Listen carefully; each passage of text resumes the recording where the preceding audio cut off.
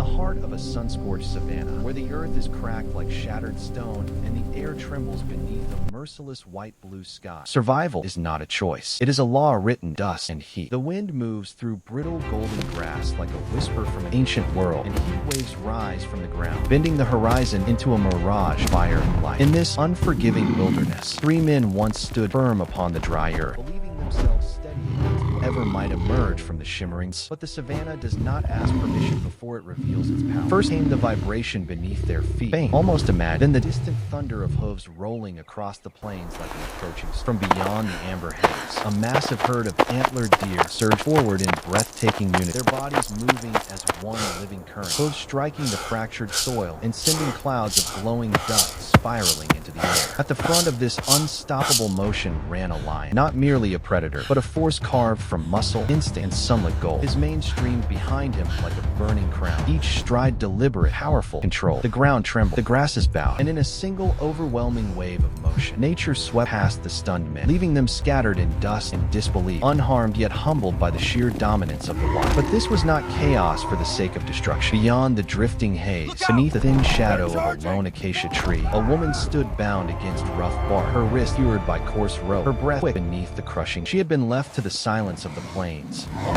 exposed, forgotten. And yet the storm did not pass her by. As the herd approached, something shifted in the rhythm of the savanna. The lion slowed, the thunder sobbed. Hooves that moments before struck like war drums now pressed. They gathered.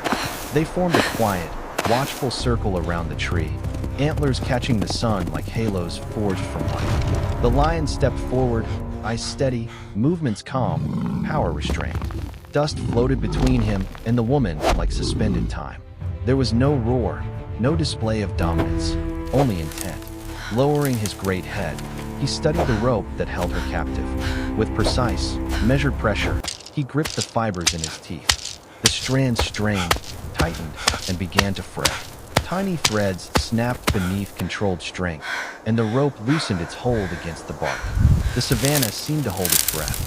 Then, with one final steady pull, the binding fell away in coils upon the cracked earth. The woman stumbled forward into freedom, sunlight catching the disbelief in her eyes. Around her, the herd stood silent and unwavering, as if guarding a sacred moment. The lion stepped back, composed and watchful, his presence no longer a symbol of pursuit, but of protection. In that blazing wilderness, where survival is often written in fear, something extraordinary had unfolded. Not conquest, but release. Not destruction, but deliverance. And then, as if guided by an unspoken understanding older than language, they began to move together. The woman walked forward across the brittle grass, her steps steady despite the heat. At her side, the lion moved with quiet authority, each paw pressing into the sun-baked earth with calm assurance. Behind them, the herd followed in unified procession, antlers rising against the pale sky like living sculptures of strength. Dust lifted softly around their feet, glowing amber in the harsh midday light. The savanna no longer roared, it breathed. Heat waves shimmered along the horizon, distorting distant trees into ghost-like silhouettes, while the sky stretched endlessly above, vast and indifferent, yet somehow transformed. What had begun as a storm of motion had become a procession of unity. And as they moved together across endless golden lane, woman, lion, and herd, the wilderness stood not as an enemy, but as a witness to a rare alignment, instinct and mercy, of dominance and protection, of raw nature choosing restraint over ruin. In the fading dust and blazing light, one truth became clear. Sometimes the wild does not destroy